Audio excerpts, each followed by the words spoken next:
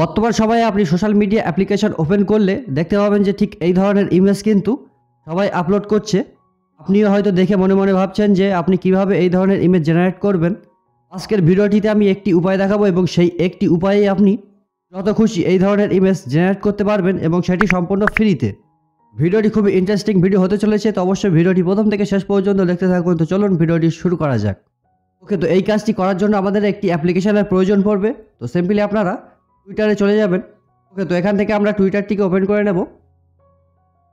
এবার আপনারা ভাবতে পারেন যে টুইটার কেন ওপেন করলাম। তো এখানে আপনারা দেখতে পাচ্ছেন যে টুইটারের হোম পেজ, সার্চ বার এবং রয়েছে গ্রক। এই গ্রকটা কিন্তু একটা এআই। তো এখানে আমাদেরকে ক্লিক করতে হবে। সিম্পলি আপনি গ্রক অপশানে ক্লিক করবেন। গ্রক অপশানে ক্লিক করার পর এরকম একটি ইন্টারফেস আপনার সামনে ওপেন হবে।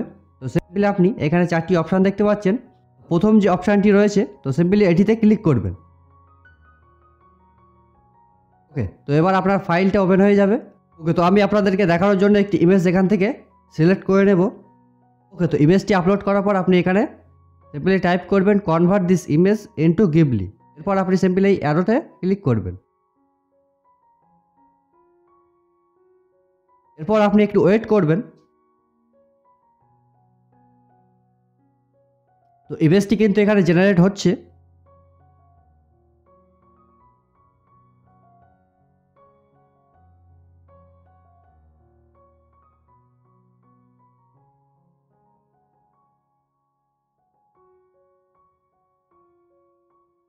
ওকে, তো দেখতে পাচ্ছেন যে ইমেজটি কিন্তু জেনারেট হয়ে গেছে। এইভাবে কিন্তু আপনারা যত খুশি চান ইমেজ জেনারেট করতে পারবেন।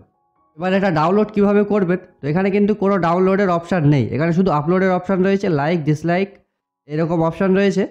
উপরে আপনি দেখতে পাচ্ছেন যে এরকম একটি অপশান রয়েছে। তো সিম্পল এটিতে ক্লিক করবেন।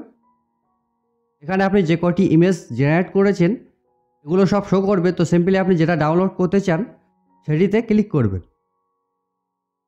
এরপর আপনি 3 ডটে ক্লিক করবেন।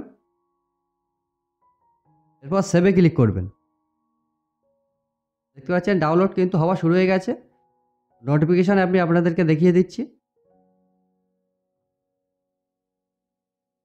দেখতে পাচ্ছেন এটি কিন্তু গ্যালারিতেও চলে এসছে।